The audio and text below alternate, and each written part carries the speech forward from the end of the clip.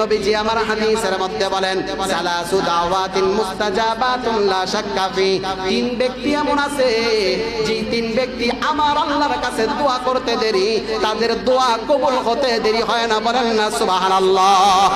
নবীজি আমার বলেন এক নম্বর দাওয়াতুল মুসাফির, কোন মানুষ যখন সফরে থাকে অর্থাৎ তার বাড়ি থেকে 50 মাইলের দূরত্বে চলে গেছে, এক নম্বরে মুসাফিরের দোয়া আমার আল্লাহ সাথে সাথে কবুল করে।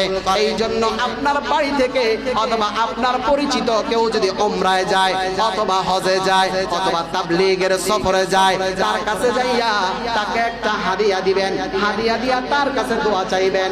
কারণ নবীজি আমার হাদিসের মধ্যে বলেন মুসাফির ব্যক্তি যখন দোয়া করে সেই দোয়া আমার আল্লাহ সাথে সাথে কবুল করে।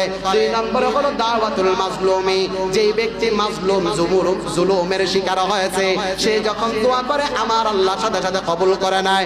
তিন নম্বরে আমার নবী বলেন দাওয়াতুল ওয়ালিদ, কোন বাবা মা যখন সন্তানের জন্য দোয়া করে আমার আল্লাহ ওই দোয়ার সাথে সাথে কবুল করে নেয়। সুবহানাল্লাহ।